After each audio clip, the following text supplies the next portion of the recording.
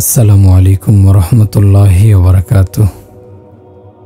প্রিয় পরিণতি চ্যানেলের বন্ধুরা, আশা করি আল্লাহ পাকের অশেষ মেহেরবানিতে আপনারা সকলেই ভালো আছেন।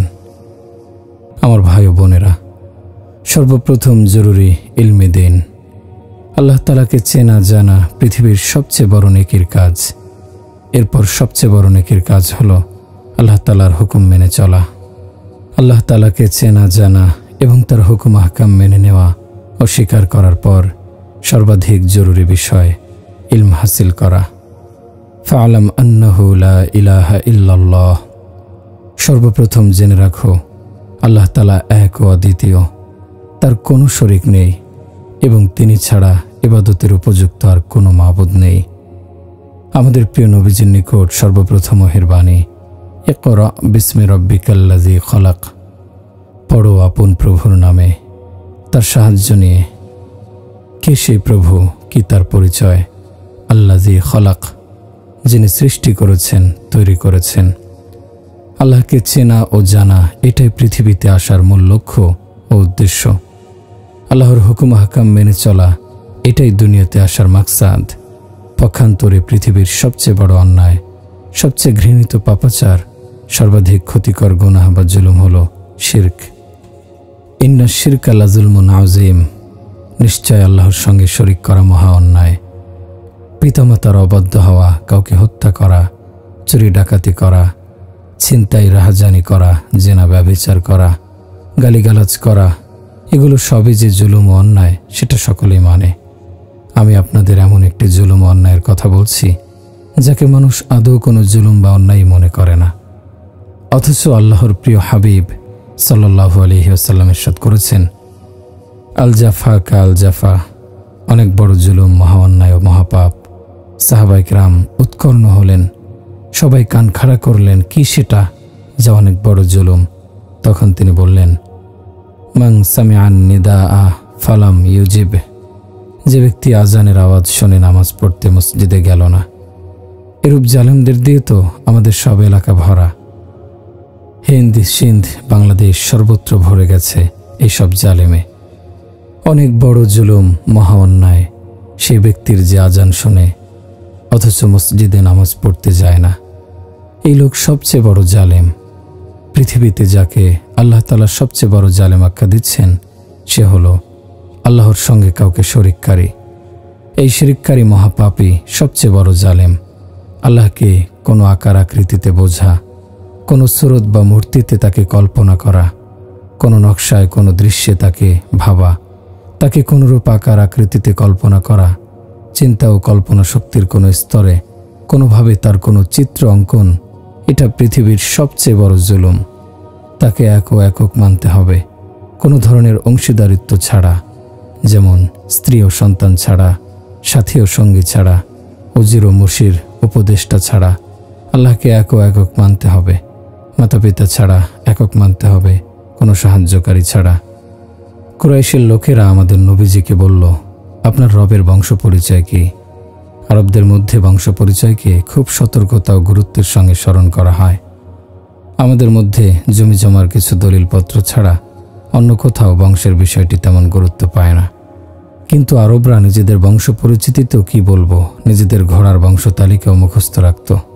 এজন্য কুরাইশের লোকেরা বলতে শুরু করলো, আমাদের সকলেরই নিজের বংশ তালিকা স্মরণ আছে। তুমি বলো তোমার প্রভুর বংশ তালিকা কি? তিনি কোথায় জন্মেছেন, তার পিতাকে মাতাকে। সুতরাং এরই ভিত্তিতে আল্লাহ তাআলা পাঠিয়ে দিলেন জিবরিলকে, নাজিল করলেন কোরআন এবং ইরশাদ করলেন, কুল হুয়াল্লাহু আহাদ আল্লাহুস সামাদ লাম ইয়ালিদ ওয়া লাম ইউলাদ ওয়া লাম ইয়াকুল লাহু কুফুয়ান আহাদ। আমার মাহবুব নবী তাদেরকে বলুন, আল্লাহু আহাদ। আহাদ মানে এক নয়, বরং অদ্বিতীয়। এক বললে দুইয়ের সম্ভাবনা রুদ্ধ হয় না। অদ্বিতীয় দুইকে কাছে ঘেঁষতে দেয় না, অন্য বা দ্বিতীয়কে বাতিল করে দেয়। অর্থ দাঁড়ালো, তাদের বলে দিন আর কেউ নেই তিনি ছাড়া। কুল হুয়াল্লাহু আহাদ। আমার প্রিয় ভাইরা, বুঝতে চেষ্টা করুন, কেন আমরা দুনিয়াতে এলাম, কিসের জন্য মিরপুরে এলাম? শুধু কি কারবার সামলাতে, চাকরি খুঁজে বেড়াতে, ক্ষেত খামার নিয়ে ব্যস্ত থাকতে, পদ ও পদবীর সন্ধানে ঘুরে বেড়াতে, মন্ত্রিত্ব ও নেতৃত্বের পেছনে দৌড়াতে, রাজনৈতিক দ্বন্দ্ব ও বিরোধ করতে? আসো দেখি কি কত বড় এই লড়াই করে বেড়াতে। আমার আল্লাহ বলেছেন, একমাত্র আমি বড়, তোমরা সকলেই ছোট। আমি শুধু বড়, তোমরা সব ক্ষুদ্র তুচ্ছ। পতাকাওয়ালা গাড়ি দেখে তোমরা ধোকায় পড়ে যাও। সেই বেচারা কত ছোট মানুষ। নিজেকে বড় বানানোর জন্য যিনি কোনো পতাকার মুখাপেক্ষী হন, কোনো গাড়ির মুখাপেক্ষী হয়ে যান, কোনো ক্যাপের সাহায্য গ্রহণ করেন, কোনো ব্যাজের আশ্রয় নিতে হয়, এই ব্যাজ যদি খুলে যায়, এই ক্যাপ যদি খুলে নেওয়া হয়, এই পতাকা যদি খুলে ফেলা হয়, আর সে কারণে যদি কেউ তাকে সালামও না দেয়, তাহলে এই বেচারা কেমন বড়, তার বড়ত্বই বা কেমন? বোঝা গেল সে আসলে নিজে নিজে কিছুই হতে পারেনি। তাহলে দুনিয়াতে আসার মাকসাদ তা নয় যার পেছনে আমরা সকলে দৌড়ে বেড়াচ্ছি। আল্লাহকে চেনো এবং আল্লাহর হুকুম মানো।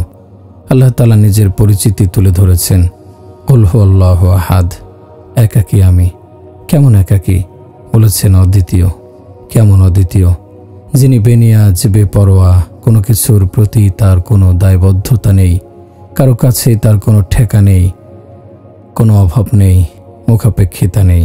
তা যেন মানব হৃদয়ের কৌতূহলী প্রশ্ন। হে আল্লাহ, তুমি আহাদ এবং অদ্বিতীয় কেন? আল্লাহ তাআলার জবাব, আল্লাহুস সামাদ। আমি অদ্বিতীয় এই জন্য আমার না কোনো কিছুর জরুরত আছে, না হাজত।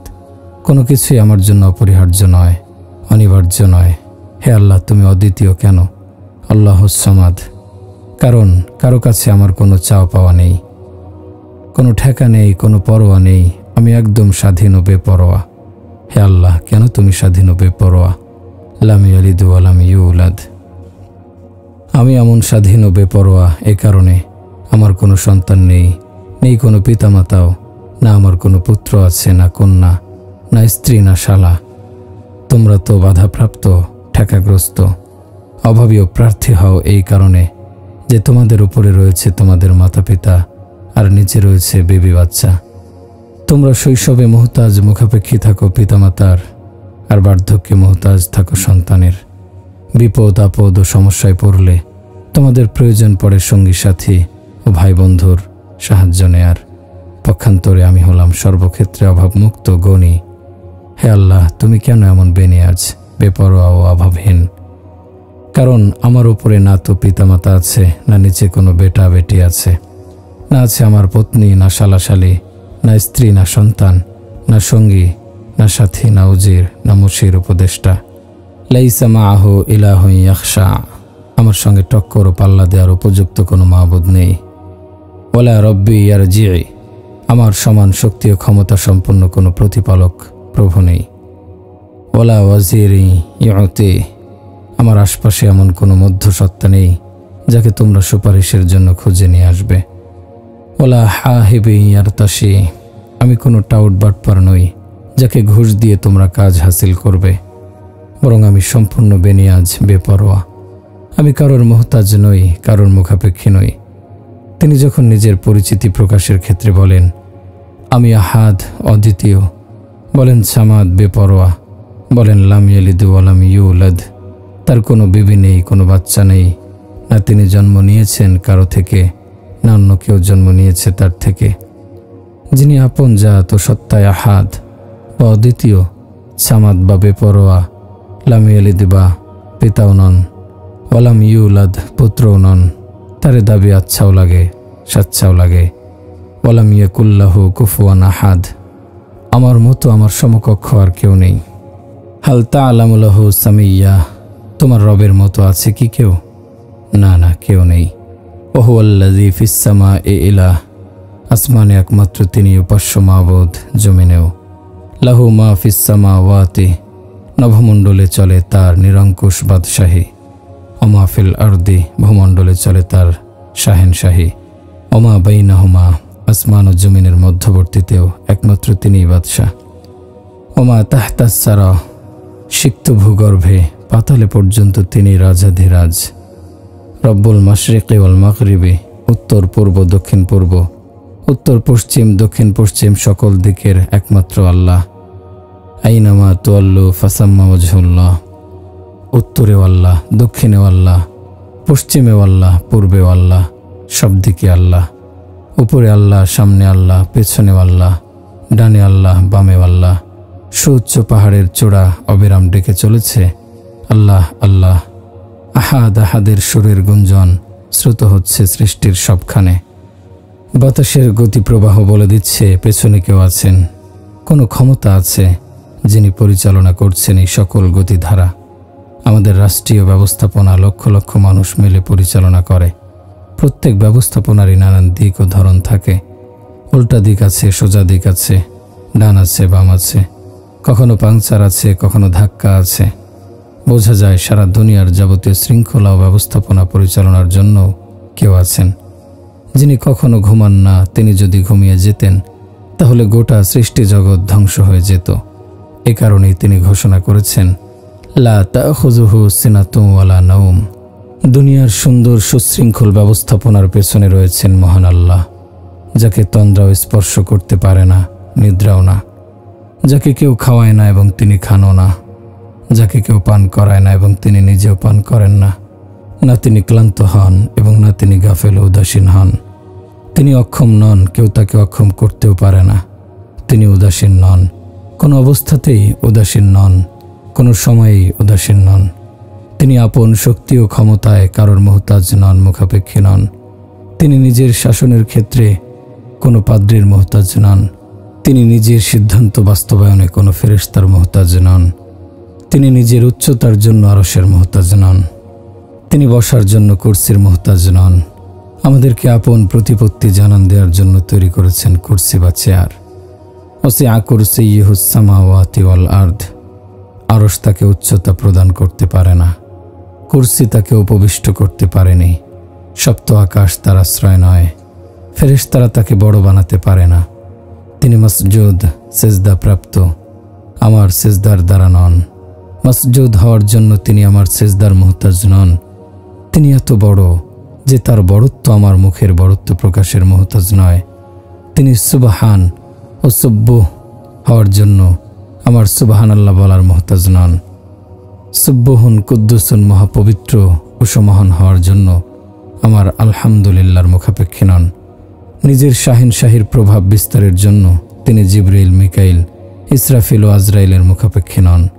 চন্দ্র সূর্যের গতিধারা পরিচালনা ও নিয়ন্ত্রণের জন্য তিনি কোনো ফেরেশতার মুখাপেক্ষী নন। মুখাপেক্ষিতা তার ভাণ্ডারের শব্দ নয়, এটা তার কাছে ত্রুটিযুক্ত বিষয়।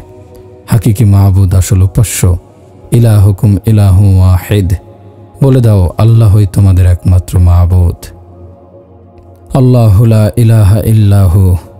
বলে দাও আল্লাহ ছাড়া আসল মাহবুদ আর কেউ নেই। ফাইন তাওয়াল্লাউ ফাকুল হাসবি আল্লাহু লা ইলাহা ইল্লাহু। তারা যদি না মানে তাহলে বলে দাও আল্লাহই আমার জন্য যথেষ্ট, যিনি ছাড়া প্রকৃত মাহবুদ আর কেউ নেই। রব্বুল মাশরিকি ওয়াল মাগরিবি লা ইলাহা ইল্লাহু। তিনি পূর্ব ও পশ্চিমের মালিক, আসল মাহবুদ তিনি ব্যতীত কেউ নয়। কেউ পাথরকে প্রণাম করছে, কেউ গাছের সামনে নত হয়েছে, কেউ মাথা নত করেছে কবরের সামনে, কেউ আগুনের সামনে, কেউ মানুষেরই সামনে হাত জোর করে দাঁড়িয়ে গেছে। কেউ মানুষকেই সিজদা করতে শুরু করেছে, কেউ জীবিতকে সিজদা করছে, কেউ মৃত মানুষকে সিজদা করছে। তাদের বলে দাও, বলে দাও, বলে দাও ইলাহুকুম ইলাহু ওয়াহিদ লা ইলাহা ইল্লাহু আর রহমানুর রহিম। আসমান ও জমিনওয়ালা সকলের মাহবুদ একই। আরশ ও ফরশ জমিনওয়ালা সকলের মাহবুদ একই। উত্তর দক্ষিণওয়ালা সকলেরই মসজুদ একই। পূর্ব ও পশ্চিম সকলেরই মসজুদ একই। হামাগুড়ি দিয়ে চলনেওয়ালা সকলের মাহবুদ ও মসজুদ একমাত্র আল্লাহ। উড়নেওয়ালা উড্ডয়নশীলদেরও একমাত্র মাহবুদ ও মসজুদ আল্লাহ। সন্তরণশীল সকলের মাহবুদ ও মসজুদ একমাত্র আল্লাহ। দুপায়ে ভর করে চলনেওয়ালাদের মাহবুদ ও মসজুদ একমাত্র আল্লাহ। চার পায়ে চলনেওয়ালাদের মাহবুদ ও মসজুদ একমাত্র আল্লাহ। জিন জাতির মতো সূক্ষ্ম মখলুকের মাহবুদ ও মসজুদ একমাত্র আল্লাহ। পাহাড়ের মতো সুদৃঢ় মখলুকের মাহবুদ ও মসজুদ একমাত্র আল্লাহ। প্রবাহিত জলরাশির মাহবুদ মসজুদ একমাত্র আল্লাহ। উড়ন্ত পাখিদের মাহবুদ মসজুদ একমাত্র আল্লাহ। পতঙ্গ, পরোয়ানা, মৎস্য, ক্ষুদ্র তুচ্ছ মাছের মসজুদ ও মাহবুদ আল্লাহ। জিবরিল, মিকাইলের মসজুদ মাহবুদ আল্লাহ। আরশ, ফরশ, লৌহ কলম, কুরসির মসজুদ মাহবুদ আল্লাহ। শায়াতিন জিন্নাত ভালো মন্দের মসজিদ মাবুদ আল্লাহ। হিন্দু হোক, শিখ হোক, খ্রিস্টান হোক, ইহুদি হোক, নাসারা হোক, নাস্তিক হোক, আল্লাহর অস্তিত্বকে অস্বীকারী হোক, তার খালেক স্রষ্টা মালিক মসজিদ মাবুদ আল্লাহ। জমিনের প্রাণহীন চলত শক্তিহীন পাহাড় পাথর, পাথরের ছোট ছোট বাচ্চা, মরুভূমি মরুর ক্ষুদ্র ক্ষুদ্র বালুকণা, পানির বিন্দু বাতাসের ঝাপটা, বৃক্ষরাজির পত্রপল্লব, পাতাসমূহের রগ ও শিরা, রগসমূহের মাঝে পানির আর্দ্রতা, পানির ফোঁটা, খোসা আবরণের ভেতরের ফল, ফলফলাদির ছাল, বাকল, ফলফলাদির মিষ্টতা, ফলের শক্ত বিচি, বিচির রগ রেশা ও তার মধ্যস্থিত মগজ, বাদামের খোসা, খোসার ভেতরের মগজ, জলস্থলে চলন্ত জমাট বাঁধা, নীরব নিশ্চল স্পন্দনশীল, আগুনের নূরের আলোর, মাটির শূন্যের মহাশূন্যের, বাতাসের পানির সকল মখলুক, যেখানে যত মখলুক আছে সেই সকল মখলুকের মসজিদ ও মাবুদ একমাত্র ও শুধুমাত্র আল্লাহ। যালিকুমুল্লাহু রব্বুকুমুল হক, তিনি তোমাদের আল্লাহ, তোমাদের প্রকৃত রব, তোমাদের মাবুদ, তোমাদের আসল মাবুদ। বিশ্বজগতের ডাক আহাদ আহাদ, এক অদ্বিতীয়। পাহাড়ের পাদদেশে যাও, পাহাড়ের প্রতিটি চূড়া, প্রতিটি গুহা, একে বেঁকে চলা সর্পেল ভঙ্গির প্রতিটি উপত্যকা এবং তন্মধ্যে সৃষ্ট গিরিপথ তোমাদের বুঝিয়ে দেবে। এই নিপুণ কারিগরি দু চারজনের মিলিত কোনো প্রয়াস নয়, বরং এই সব শিল্প নৈপুণ্যই কোনো এক শিল্পের গড়া, যাকে কোরআন বলে তিনি আহাদ, এক অদ্বিতীয়। কুল হুয়াল্লাহু আহাদ। ঝর্ণাধারা থেকে গড়িয়ে পড়া জলরাশি দেখো, জলপ্রপাতের সুর লহরী শোনো, নদীনালার আঁকাবাঁকা চলন দেখো, স্বচ্ছ পানিতে দৃষ্টিনন্দন মৎস্যকুলের সাঁতার দেখো, শক্ত প্রান্তর ও পাথরের উপর আছড়ে পড়ে বুদবুদ তৈরি হওয়া, বাতাসে তার ভেসে বেড়ানো ও নৃত্য দেখো, নদী ও সাগরের গর্জন শোনো, আকাশচুম্বী বৃক্ষরাজি দেখো, সেগুলোর গায়ে জমে থাকা বরফ দেখো, ওপর থেকে ঝলমলে ও উত্তপ্ত সূর্য দেখো, রাতে চমৎকার চাঁদের হৃদয় কাড়া জ্যোৎস্না দেখো, তারা ভরা রাতের উজ্জ্বলতা দেখো, নীল আকাশ দেখো, জমিনের বুকে বিছানো সবুজ গালিচার বিছানা দেখো, সমুদ্রের বিশালতা দেখো, দুর্গম মরুভূমির বিশাল প্রান্তর দেখো। সকলেই যেন একই স্বর ও সুরে বলে যাচ্ছে, তিনি এক, একক, অদ্বিতীয়। কুল হুয়াল্লাহু আহাদ।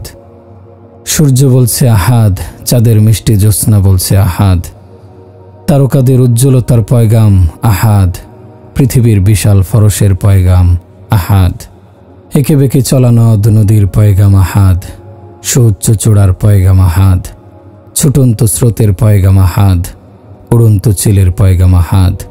ঝিনুকের মতি পানি থেকে মতিতে রূপান্তরের পর ডেকে বলছে, কুল হুয়াল্লাহু আহাদ। একটি প্রাণহীন আমের আটির মধ্য থেকে সবুজ কৃষলয় বের হওয়া, কাণ্ডে রূপান্তরিত হওয়া, শিকড় মাটির নিচে নেমে যাওয়া, নিচ থেকে মাটির রস উপরে গাছের ডালে ডালে ছড়িয়ে সজীব করা, কাণ্ড থেকে ডালপালা বের হওয়া, ডালের শাখা প্রশাখা বাহির হওয়া, সেখানে পত্র পল্লবিত হওয়া, পাতার গোড়া থেকে ছড়া বের হওয়া, সেই ছড়ায় ফুল হওয়া, তারপর মুকুল, মুকুলের আমে রূপান্তর হওয়া, এরপর সেই আম ল্যাংড়া, ফজলি, সুরমা সুন্দরী ও দেশি রূপ নেওয়া। কমলালেবু দেখো কি চমৎকার, পর্দার আবরণ দিয়ে প্রতিটি কোয়া পৃথক করে রাখা, উপরে মোটা খোসা দিয়ে সবগুলো ঢেকে রাখা। ডালিম বা বেদানার তিক্ত কষ ভরা গাছ, গাছের ছালও তিক্ত, পাতাও তিক্ত, ডালপালা নরম, গাছও নরম, এরই মধ্যে চমৎকার দৃষ্টিনন্দন আকৃতিতে গোল গোল ফল ঝুলে থাকা, উপরের খোসা শক্ত হওয়া, মধ্যখানে এক একটি রসালো দানা সুন্দর অভিমানী কোনা বানিয়ে সাদা, লাল ও হলুদাভ হয়ে মিষ্টি রস ভরে নিয়ে দানা দানা হয়ে পৃথক পৃথক পর্দায় আবৃত হয়ে তোমাদের অপেক্ষা করে। জমিনের মধ্যে গাজর ও মূলার সাদা ও লাল জামা পরে তোমাদের অপেক্ষা করা, উপরে নিচে পর্দায় আবৃত হয়ে মটর দানা দানা হয়ে তোমাদের অপেক্ষা করা, আজান দিয়ে তোমাদের মোরগের আহ্বান করা, সজাগ ও সতর্ক করা। গাভী মুখ দিয়ে খাচ্ছে ঘাস, পানি, পানিও পানছে, ঘাসও পানছে, ঘাসও দানা কখনো সবুজ সতেজ, কখনো শুষ্ক হলুদ, ভেতরে গিয়ে সেই ঘাস পানির নাপাক গোবর হয়ে যাওয়া। আর নুসকিকুম মিন বাইনি ফারসে ওয়াদামিল লাবানান খালিসান সাইগাল লিশারিবিন। গোবর ও রক্তের মাঝখান দিয়ে নির্মল ও পদেয় শুভ্র দুগ্ধ বের করে আমি তোমাদের পাত্রে হাজির করে দেই। এই উপাদেয় দুধ তোমাদের গ্লাসে আসা, চায়ের কাপে মিশ্রিত হওয়া, পাউডারে রূপান্তর হওয়া, মিষ্টিতে মিশ্রিত হওয়া, ছানা, দই, ঘি, মাখন ইত্যাদি তৈরি হওয়া, নানা জিনিসের সঙ্গে মিশ্রিত হয়ে তার রং পরিবর্তিত হতে থাকা। হায়, এভাবে যদি তোমরা গোটা বিশ্ব চরাচরে নিজেদের চক্ষু মেলে তাকাতে, তাহলে তোমরা গাছের প্রতিটি পাতা, মরুর প্রতিটি বালুকণা, পাহাড়ের প্রতিটি চূড়া, প্রতিটি গিরিপথ, প্রতিটি সাগর, নদী, প্রতিটি বস্তুর এক অদ্বিতীয় আল্লাহর আহ্বান শুনতে পেতে। কুল হু আল্লাহু আহাদ, কুল হু আল্লাহু আহাদ। বলে দিন আল্লাহ অদ্বিতীয়, বলুন আল্লাহ অদ্বিতীয়। কিন্তু আমাদের দুর্ভাগ্য, আমরা এই আহাদ শিখিনি। শিখেছিলেন হযরত বেলাল রাদিয়াল্লাহু আনহু। তার শরীরে পাথর ছুঁড়ে মারা হয়েছে। পাথরের আঘাত খেয়ে তিনি বলে উঠলেন আহাদ। তিনি চাবুকের আঘাত খেয়ে বলে উঠেছেন আহাদ। তাকে জ্বলন্ত কয়লার উপর শোয়ানো হলে তিনি বলে উঠেছেন আহাদ। আবু জেহেল, আবুল আহাব চাবুক মারলে তিনি বলে উঠেছেন আহাদ। উকবা, উমাইয়ার চাবুকের আঘাত খেয়েও তিনি চিৎকার করে ঘোষণা করেছেন আহাদ। বৃষ্টির মতো চাবুক আর বেত্রাঘাতের প্রবল বর্ষণে মরুভূমির উত্তপ্ত বালুর ওপর, জ্বলন্ত অঙ্গারের ওপর, মধ্য আকাশের গনগনে সূর্যতাপে ঝলসে ওঠা পাথরের প্রান্তরে টেনে হেঁচড়ে নেয়ার সময় তিনি যখন বলেছেন আহাদ, আহাদ, আহাদ, তখন জবানের এই শব্দ তার হৃদয়ের গভীরে পৌঁছে গেছে।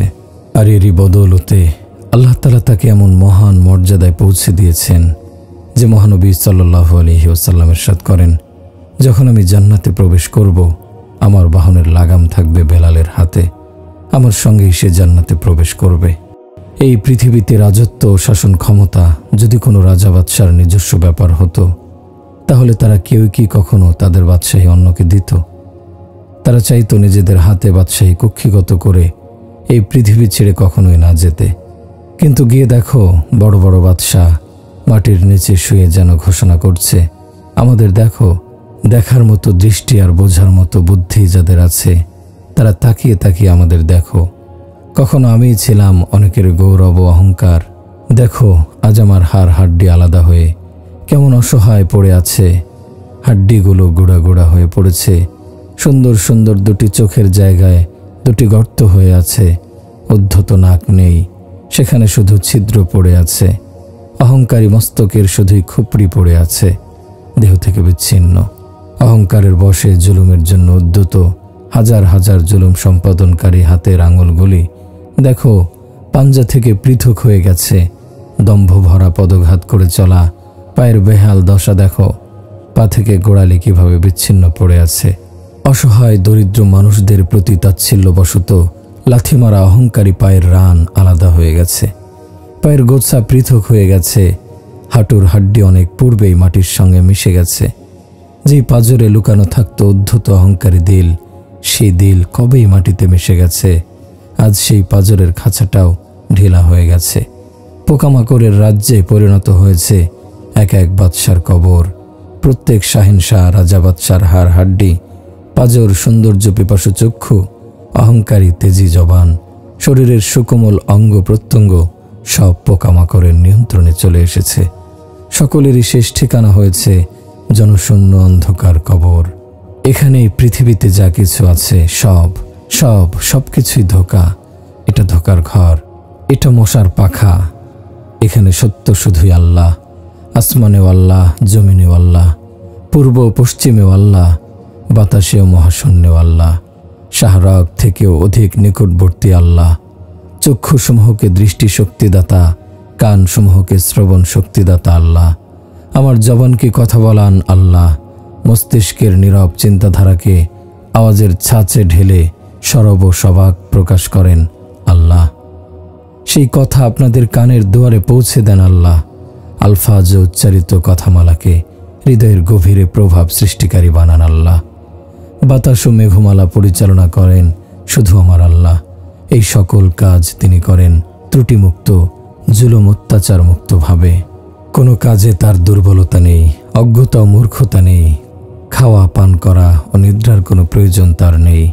সকল দোষ, দুর্বলতা, ত্রুটি, বিচ্যুতি থেকে তিনি মুক্ত ও পবিত্র। সকল খাদ্য সৃষ্টিকারী, বাতাস তৈরিকারী, সকল জরুরত বানানেওয়ালা এবং তিনি সকল জরুরত মেটানেওয়ালা। আল্লাহ তাআলা কোনো সৃষ্টির ব্যাপারে গাফেল ও উদাসীন নন।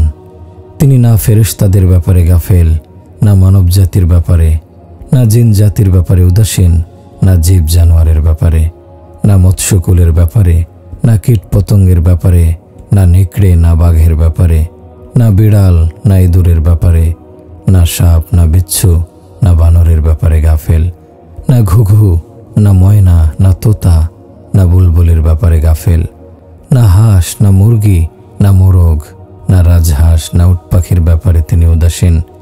অমাবস্যার অন্ধকার ঘুটঘুটে রাতে আধার জঙ্গলে কালো পাথরের ওপর পিলপিল করে হেঁটে যাওয়া ক্ষুদ্র পিঁপড়ার ব্যাপারটিও আমার রবের অগোচর নয়, আমার আল্লাহর অজানা নয়, তার দৃষ্টির আড়ালে নয়।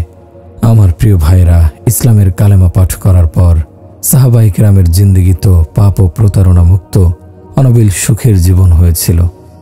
অথচ একই কালেমা পড়ার পর আমাদের জীবনের নেই কোনো পরিবর্তন। কেন তাদের কালেমা আর আমাদের কালেমার এই বিস্ময়কর ব্যবধান? আমাদের এটা কেমন লা ইলাহা ইল্লাল্লাহ যা মিথ্যা বলতে বাধা দেয় না? এটা কেমন লা ইলাহা ইল্লাল্লাহ যা জেনা থেকে নিবৃত্ত করে না? এটা কেমন লা ইলাহা ইল্লাল্লাহ যা সুদ ঘুষ থেকে ফেরাতে পারে না? এটা কেমন লা ইলাহা ইল্লাল্লাহ যা অন্যায় ও জুলুম প্রতিরোধ করে না?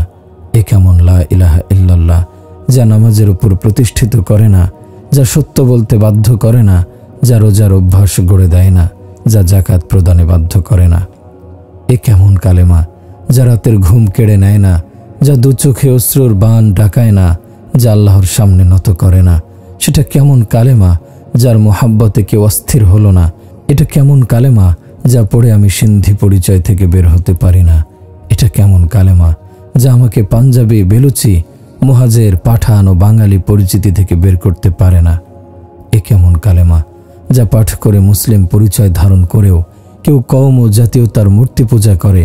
এ কেমন কালেমা যা পাঠ করার পরও কেউ কবরের পূজা করে, কেউ পাথর পূজা করে, কেউ জীবিত মানুষের পূজা করে, কেউ মৃত মানুষের পূজা করে, কেউ স্বর্ণ চাঁদির পূজা করে, কেউ টাকা পয়সাকে সিজদা করে, কেউ দোকানকে সিজদা করে? এটা সাহাবায়ে কেরামের জীবনের মোড় পাল্টানো সেই কালেমা নয়। আমরা প্রতিদিন এই কালেমা পাঠ করছি, অথচ এর চাহিদা মতো নিজেকে, নিজের জীবনকে গড়ছি না, যে কারণে ওই কালেমা আল্লাহর সঙ্গে আমার সম্পর্ক গড়ছে না। লা ইলাহা ইল্লাল্লাহ এমন এক মহান কালেমা, এমন এক বিশ্বাসদীপ্ত শপথনামা যে শোনো হে আধুনিক সভ্যতার পাগল, শোনো হে ভাত আর রুটির দেওয়ানা, শোনো হে স্বর্ণরৌপ্যের প্রেমিক, শোনো, শোনো হে গান বাদ্যের আশেক, শোনো, শোনো ড্যান্স আর নৃত্যে আসক্ত, শোনো, শোনো হে মদ ও জুয়ায় নেশাগ্রস্ত, শোনো, শোনো হে পদ ও পদবী, দেশ ও রাজনীতি, লোভ ও লালসার শিকার, শোনো স্বাধীনতা হারিয়ে গোলামের জিঞ্জির গলে পড়ে নেওয়ার চেয়েও নিকৃষ্টতর হলো ঈমান ও বিশ্বাস হারিয়ে বেঈমান হওয়া। লা ইলাহা ইল্লাল্লাহ এমন শক্তিশালী কালেমা যার বরকতে উপরে নীল আকাশের ছাদ খুঁটিবিহীন দাঁড়িয়ে আছে, বিস্তীর্ণ জমিনকে বিছানার মতো বিছিয়ে রাখা হয়েছে, তারা ভরা রাত ঝলমলিয়ে ওঠে, পূর্ণিমা চাঁদের রূপালী হাসিতে প্রকৃতি সেজে ওঠে অপরূপ সাজে। এটা এমন লা ইলাহা ইল্লাল্লাহ যার বরকতে রক্তিম আভা ছড়িয়ে সূর্য উদিত হয়, ফুলকলিরা ফুটনোন্মুখ হয়, ফুলের কোমল পাপড়ি ছড়িয়ে হেসে ওঠে, ফুলেরা ছড়িয়ে দেয় সৌরভ ও শোভা। এটা সেই লা ইলাহা ইল্লাল্লাহ যার কল্যাণে বিশ্বজগৎ টিকে আছে। এই লা ইলাহা ইল্লাল্লাহ হলো সকল ভাষা ও সকল জাতির ঈমান ও বিশ্বাসের বিশ্বব্যাপী স্লোগান। এই লা ইলাহা ইল্লাল্লাহ হলো সৃষ্টি ও স্রষ্টার, মানুষে মানুষের পারস্পরিক মোহাব্বত ও ভালোবাসার অঙ্গীকার। লা ইলাহা ইল্লাল্লাহ এই কালেমা হলো ওফাদারি ও বিশ্বাস রক্ষার সুদৃঢ় অঙ্গীকার। লা ইলাহা ইল্লাল্লাহ এর বাণী হলো দিলের খোরাক, আর দিলই হলো এর বাসগৃহ। এটাই আল্লাহর সঙ্গে সম্পর্ক গড়ার কালেমা, এটাই হলো সকল মাখলুক থেকে অভাবহীন করে দেওয়ার কালেমা, এটাই গোটা বিশ্ব জগৎকে মুমিনের পদতলে এনে দেওয়ার কালেমা, এটাই মুমিনকে আরশের উচ্চতায় উন্নীতকারী কালেমা, এটাই জান্নাতের চাবি এবং এটাই জাহান্নামের তালা, এটাই ইজ্জতের চাবি এবং জিল্লতের তালা। যদি লা ইলাহা ইল্লাল্লাহ আমাকে হারাম থেকে বাঁচিয়ে হালাল পথে না চালায়, যদি লা ইলাহা ইল্লাল্লাহ আমাকে মদ না ছাড়ায়, আমার অন্তরে আল্লাহর ভয় না ঢোকায়, যদি লা ইলাহা ইল্লাল্লাহ আমাকে তাহাজ্জুদের জন্য জাগাতে না পারে, আমাকে মসজিদে না নেয়, যদি লা ইলাহা ইল্লাল্লাহ আমাকে কোরআন না খোলায়, যদি লা ইলাহা ইল্লাল্লাহ আমার দাড়িপাল্লার ওজন ঠিক করতে না পারে, আমার মুখ থেকে মিথ্যা কথা দূর করতে না পারে, যদি না পারে আমার মুখ থেকে গালিগালাজ দূর করতে, যদি লা ইলাহা ইল্লাল্লাহ না পারে আমার অহংকার দূর করতে, না পারে আমার গাফলত, উদাসীনতা, অন্ধকার ও পাপাচার দূর করতে, তাহলে আমার ভাইরা, আমি করজোর করে মিনতি করছি, আমি আল্লাহর দোহাই দিয়ে বলছি, যে রব এক বিন্দু বীর্য থেকে আমাকে ইনসান বানিয়েছেন, তার দোহাই দিয়ে বলছি, যে রব আজ আমাকে এখানে বসিয়েছেন এবং আপনাদের একত্র করেছেন, তার দোহাই দিয়ে বলছি, যিনি আমাদের সব নাফরমানি দেখা সত্ত্বেও আমাদের খাওয়াচ্ছেন, পান করাচ্ছেন, নিদ্রিত করছেন, জাগ্রত করছেন, প্রয়োজনীয় পোশাক দিচ্ছেন, চলাফেরার শক্তি দিচ্ছেন, উঠাচ্ছেন, বসাচ্ছেন, হাসাচ্ছেন, কাঁদাচ্ছেন, সেই রব ও প্রতিপালকের দোহাই দিচ্ছি, যার তৈরি আসমানের ছাদ এখনো আমার আপনার সকল নাফরমানি সত্ত্বেও মাথার ওপর প্রতিষ্ঠিত রয়েছে। সেই রবের দোহাই দিচ্ছি, যার তৈরি সূর্যের আলো ব্যবহার করে আমরা তার বিরুদ্ধে চলি। সেই রবের দোহাই দিচ্ছি, যার তৈরি রাতের অন্ধকারে আড়ালে আমরা চরিত্র নষ্ট করি।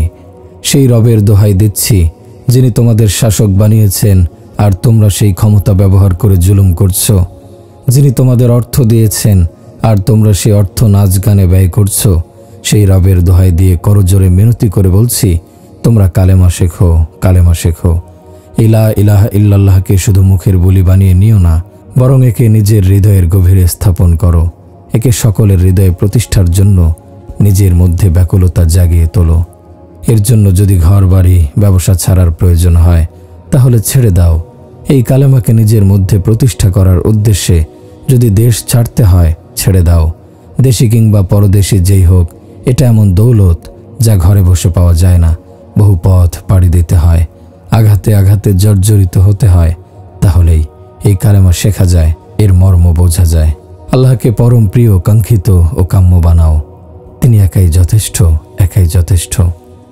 ডাকবে তো সে ডাকে সাড়া দেবেন, কাঁদবে তো তোমার অস্ত্র মুছে দেবেন, পায়ে পড়বে তো বুকে জড়িয়ে নেবেন। মাকে ডাকো, কখনো শুনবে, কখনো শুনবে না। আব্বাকে ডাকো, কখনো শুনবে, কখনো শুনবে না। দুনিয়ার রাজা বাদশাদের কাছে ধর্ণা দিতে যেও না। আমরা তো যাই তাদেরকে আল্লাহর পয়গাম শোনাতে, তাদের কাছে দুনিয়াবি মতলব ও গরজ হাসিলের উদ্দেশ্যে নয়। তারা না কারোর ক্ষতি করতে পারে, না কারোর উপকার করতে পারে। তাদের তো সময় নেই, তোমার কথায় মনোযোগ দেওয়ার ফুরসতই নেই, তাদের ক্ষমতাও নেই কিছু করার।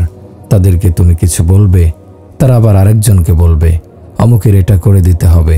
সে করবে না করবে না, সেই অনিশ্চয়তা দূরই হবে না।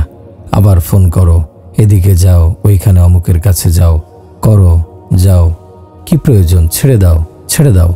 ফাফিররু ইলাল্লাহ, দৌড়াও, ধাবিত হও আল্লাহর দিকে। তাদের সঙ্গে সাক্ষাৎ করতে চাইলে পূর্ব অনুমতি লাগবে। সিকিউরিটি আছে, সামনে পুলিশ, পেছনে পুলিশ, ছাদের উপর পুলিশ, গাড়িতে পুলিশ, মোটর সাইকেলে পুলিশ, দরজায় পুলিশ। টয়লেটে যাবে তবুও বাহিরে পুলিশ। পেশাব করতে হলেও যাদের পুলিশ প্রহরার প্রয়োজন পড়ে, তারা আমার আর তোমার কি কাজ করবে? বাপকে ডাকলে কখনো শুনবে, কখনো শুনবে না। বন্ধুকে ডাকলে কখনো শুনবে, কখনো শুনবে না। মাকে ডাকলে, স্ত্রীকে ডাকলে কখনো শুনবে, কখনো শুনবে না। বাদশাকে ডাকলে কখনো শুনবে, কখনো শুনবে না। আমার রব, আপনার রব, আমার আল্লাহ, আপনার আল্লাহ জামিলুন, সুন্দর আল্লাহ, কারিমুন, মেহেরবান আল্লাহ, রহিমুন, দয়ালু আল্লাহ, আল মালিকুল কুদ্দুস, চিরপবিত্র নিরঙ্কুশ মালিক আল্লাহ, আসসালামুল মুমিনু, চিরশান্তি ও নিরাপত্তাদাতা আল্লাহ, আল মুহাইমিনুল আজিজু, আশ্রয়দাতা ও মহাপরাক্রান্ত আল্লাহ, আল মুতাকাব্বিরু, মহাত্মশীল আল্লাহ, আল খালিকুল বারিউল মুসাউবিরু, স্রষ্টা, উদ্ভাবক, রূপ ও অবয়বদাতা আল্লাহ, আল গফফার, আল কহার, আল ওয়াহাব, ক্ষমাশীল, প্রবল পরাক্রান্ত, মহাদাতা আল্লাহ, আর রাজ্জাকু রিজিক দাতা, আল ফাত্তাহু বিজয় দাতা, আল আলিমু সর্বজ্ঞ, আল কাবিদু সংকোচনকারী, আল বাসিতু প্রশস্ততা দানকারী, আল খাফিদু নিচুকারী, আর রাফিউ উন্নতকারী, আল মুইজ্জু ইজ্জতদাতা, আল মুজিল্লু লাঞ্ছিতকারী, আস-সামিউ সর্বশ্রোতা, আল বাসিরু সর্বদ্রষ্টা, আল হাকামু মহাবিচারক, আল আদলু ন্যায় বিচারক, আল লাতিফু সূক্ষ্ম, আল খবিরু মহাবিজ্ঞ, আল হাসিবু যথেষ্ট, আল জালিলু মহিয়ান, আর রকিবু মহাপর্যবেক্ষক, আল মুজিবু সাড়াদানকারী, আল বাঈসু পুনর্জীবিতকারী, আর শাহিদু মহাসাক্ষী, আল হাক্কু চিরন্তন সত্য, আল ওয়াকিলু কর্মবিধায়ক, আল কাউইয়্যু সর্বশক্তিমান, আল মাতিনু মহাশক্তিমান, আল ওয়ালিয়্যু প্রকৃত বন্ধু, আল হামিদু সর্বপ্রশংসিত, আল মুহসি গণনাকারী, আল মুবদি মহা উদ্ভাবক, আল মাঈদু পুনর্জীবিতকারী, আল হাইয়্যু চিরঞ্জীব, আল কাইয়্যুমু চিরন্তন, আল ওয়াজিদু সর্বপ্রাপক, আল মাজিদু মহামর্যাদাবান, আল ওয়াহিদু একক, আল আহাদু অদ্বিতীয়, আস-সামাদু স্বয়ংসম্পূর্ণ, আল কাদিরু ক্ষমতাধর, আল মিকতাদিরু মহাশক্তিধর, আল মুকাদ্দিমু ত্বরান্বিতকারী, আল মুআখিরু বিলম্বিতকারী, আল আউয়ালু অনাদি, আল আখিরু অনন্ত, আজ-জাহিরু প্রকাশ্য ও সদাভাস্বর, আল বাতিনু গুপ্ত নিগৃঢ়, আল ওয়ালি মহাশাসক, আল মুতাআলি সুউচ্চ, আল বাররু পরম দানশীল, আত-তাওয়াবু তওবা কবুলকারী, আল মুনতাকিমু শাস্তিদাতা, আল আফুউ পরম ক্ষমাশীল, আর রউফু পরম স্নেহপরায়ণ, মালিকুল মুলকি মহাবিশ্বের মালিক, জুল জালালি ওয়াল ইকরাম মহামহিম ও মহামহিয়াম, আল মুকসিতু পরম ইনসাফকারী, আল জামিউ সমবেতকারী, আল গনিয়্যুন অভাবহীন, আল মুগনি অভাবমুক্তকারী, আল মানিউ রক্ষাকারী, আদ-দারি ক্ষতিকারী, আন-নাফউ উপকারকারী, আন-নূরু আলো, আল হাদি হেদায়েত দানকারী, আল মাবদিউ মহাপ্রবর্তক, আল বাকি অবিনশ্বর, আল ওয়ারিসু প্রকৃত উত্তরাধিকারী, আর রশিদু ন্যায়পরায়ণ, আস-সবুরু পরম ধৈর্যশীল, আল হান্নানু সহানুভূতিশীল, আল মান্নানু করুণাময়, আদ-দাইয়ানু মহাবিচারক, মালিকু ইয়াউমিদ্দিন বিচার দিবসের অধিপতি, মালিকুল মুলকি সকল রাজা বাদশার অধিপতি, শাহ শাহিনশাহ শাহানে শাহ, যে আল্লাহ তাকে ডাকো, কোথাও যেতে হবে না। যদি তাকে ডাকো তাহলে কোথাও তোমাকে অপেক্ষা করতে হবে না। তাকে যদি ডাকো পূর্বে অনুমতি নিতে হবে না। তাকে যদি ডাকতে চাও কোনো সুপারিশকারী খুঁজতে হবে না। তুমি শুধু বলবে ইয়া আল্লাহ, ও আমার আল্লাহ, সঙ্গে সঙ্গে তিনি বলে উঠবেন এসে গেছি। সারা জীবনের বেনামাজিও যদি প্রাণ খুলে বলে ইয়া আল্লাহ, ও আমার আল্লাহ, দয়াময় আল্লাহ তাকেও সাড়া দিয়ে বলেন লাব্বাইক ইয়া আবদি, ও আমার বান্দা, আমি হাজির, আমি হাজির। কতকাল আমি অপেক্ষায় ছিলাম কখন তুমি আমাকে ডাকবে, কখন তুমি আমার দুয়ারে ফিরে আসবে। নাফরমানকে দেখে জমিন পার্শ্ব পরিবর্তন করে নেয়, সমুদ্রের তরঙ্গমালা বিক্ষুব্ধ হয়ে ওঠে। ফেরেশতারা নেমে আসতে চান, তারা নিবেদন করেন ইয়া আল্লাহ, অনুমতি দিন। জমিন বলে অনুমতি হলে আমি বিদীর্ণ হয়ে নাফরমানদের গিলে ফেলব। সমুদ্র বলে আমি উত্তাল হয়ে সব নাফরমানকে ডুবিয়ে মারব। আসমানের ফেরেশতারা বলেন জমিনে অবতরণ করে তাদেরকে ভস্ম করে দেব। অথচ যেই রবের নাফরমানি আমি আপনি করছি, তিনি বলেন তোমরা আপন আপন কাজ করো, আমাকে আমার বান্দার ইন্তেজার করতে দাও, আমি তার তওবার অপেক্ষায় আছি। এত ইন্তেজার কোনো রাজা বাদশা কিভাবে করবে? কোনো মাও এত অপেক্ষা করে না। রাজা বাদশাদের তো প্রকৃতি এমন, সামান্য সন্দেহের কারণে সারা জীবনের বিশ্বস্ততাও ভুলে যায়। রাজা বাদশাগণ সামান্য সন্দেহ হলেও সকল বিশ্বস্ততাকে ময়লার ঝুড়িতে ছুঁড়ে ফেলে দেয়, বলে বন্দি করো, জেলে ঢোকাও, হত্যা করো। কিন্তু আল্লাহ, যিনি সকল বাদশার বাদশাহ, শাহেনশাহ, ইউসাব্বিহু লিল্লাহি মা ফিস সামাওয়াতি ওয়া মা ফিল আরদ, আল্লাহর পবিত্রতা ঘোষণা করে যা কিছু আছে নভমণ্ডলে এবং যা কিছু ভূমণ্ডলে। হুয়াল আউয়ালু ওয়াল আখিরু ওয়াজ জাহিরু ওয়াল বাতিনু ওয়া হুয়া বিকুল্লি শাইইন আলিম। তিনি প্রথম, তিনি সর্বশেষ, তিনি প্রকাশমান ও অপ্রকাশমান, এবং তিনি সর্ববিষয়ে সম্যক পরিজ্ঞাত। সুম্মাস্তাওয়া আলাল আরশি, অতঃপর আরশের উপর সমাসীন হয়েছেন। ইউগশিল লাইলান নাহার, তিনি পড়িয়ে দেন রাতের উপর দিনকে। ইয়াতলুবুহু হাসিসা ওয়াশ শামসা ওয়াল কমারা ওয়ান নুজুমা মুসাখখারাতিন বিআমরি, দিন দৌড়ে দৌড়ে রাতের পেছনে আসে। তিনি সৃষ্টি করেছেন সূর্য, চন্দ্র ও নক্ষত্র আপন আদেশের অনুগামী করে। যিনি সকল বাদশার বাদশাহ, যিনি বেনিয়াজ, বেপরোয়া, অভাবহীন, যিনি স্বয়ং সম্পূর্ণ, যিনি কোনো কিছুর মুহতাজ মুখাপেক্ষী নন, যার কোনো জরুরত নেই, কোনো হাজত নেই, কোনো আকাঙ্ক্ষা নেই, কোনো খায়েশ ও চাহিদা নেই, কোনো মতলব নেই, যার কোনো আক্ষেপ নেই। সারাটা জীবন যদি সেই মহান আল্লাহর নাফরমানি করে থাকো, গোটা দেহটাই শুধু গুনাহে নিমজ্জিত নয়, বরং দেহের প্রতিটি লোমকূপে একটি নয় কোটি কোটি গুনাহ জমা করে থাকো, নিজের রুহ আত্মাকে গুনাহ দ্বারা কালো এবং বিশ্ব জগৎকে দুর্গন্ধময় করে ফেলো, আল্লাহ তাআলার দৃষ্টিতে তোমার জীবনের শতভাগ নাফরমানি, বদমায়েশি, জুলুম, ব্যভিচার ও সব রকম পাপাচার দিয়ে ঠাসা থাকে। আর তুমি একবার, শুধু একবার হৃদয় উজাড় করে বলো, ইয়া আল্লাহ, মাফ করে দাও, তাহলে আমার আল্লাহ অবিলম্বে বলে ওঠেন, যাও, মাফ করে দিলাম। দুনিয়ার রাজা বাদশাহ একটিমাত্র সন্দেহের ভিত্তিতে সারা জীবনের বিশ্বস্ততাকে ধাক্কা দিয়ে দূরে ফেলে দেয়, অথচ মহান শাহেনশাহ আসল ও খাঁটি গাদ্দার বিশ্বাসঘাতকদেরকে চেনা সত্ত্বেও তাদের একটিমাত্র ক্ষমা প্রার্থনাতেই সব পাপ ক্ষমা করে দেন। এক বৃদ্ধ লাঠি ভর দিয়ে এলেন, বলতে লাগলেন, ইয়া রাসূলুল্লাহ, ইন্নী গদারতু অফাজারতু ওমা তারাকতু হাজাতা ইল্লা কদাইতুহা ফাহাল লি মিন তাওবাহ। ইয়া রাসূলুল্লাহ, আমি বার্ধক্যে উপনীত এক ভয়ঙ্কর পাপী। ফেলে আসা জীবনের দিনগুলিতে ফিরে তাকালে কোথাও কোনো ভালো কাজের অস্তিত্ব খুঁজে পাই না। সব ধরনের গুনাহ, অত্যাচার, পাপাচার আর অবদ্ধতা দিয়ে আমার সারাটা অস্তিত্ব ঠাসা। এমন কোনো পাপ কর্ম নেই যা ত্যাগ করেছি। আমার তাওবা কি কবুল হবে? আল্লাহ কি আমাকে মাফ করে দিবেন?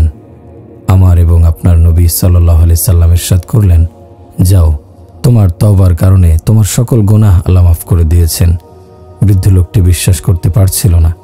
বিস্ময় ঝরে পড়ল তার জিজ্ঞাসায়, আগদরানি অফাজরানি, আমার সকল পাপাচার, সকল অন্যায় মাফ করে দিয়েছেন? তিনি জবাব দিলেন, ওয়াদরানাকা অফাজরানাকা, হ্যাঁ, তোমার সকল গুনাহ ও সকল অন্যায় মাফ করেছেন। এরপরেও বৃদ্ধের বিশ্বাস হচ্ছিল না। আবারও বলতে লাগলেন, ওয়াগদরানি অফাজরানি। আবার আল্লাহর রাসূল সাল্লাল্লাহু আলাইহি সাল্লাম একই উত্তর দিলেন। তৃতীয়বার বৃদ্ধ আবারও একই প্রশ্ন করলে আল্লাহর রাসূল সাল্লাল্লাহু আলাইহি সাল্লাম একই জবাব দিয়ে বললেন, হ্যাঁ হ্যাঁ, তোমার সব গুনাহ, সব অন্যায় আল্লাহ তাআলা ক্ষমা করে দিয়েছেন। এবার বৃদ্ধ বিস্ময় ও চমক লাগা আওয়াজে স্বগতোক্তির মতো বলতে লাগলো, আহা, আহারে আমার মাওলা, তুমি এত চমৎকার! আমার তো জানাই ছিল না যে তুমি এত বড় দয়ার সাগর, তুমি এত বড় ক্ষমাশীল।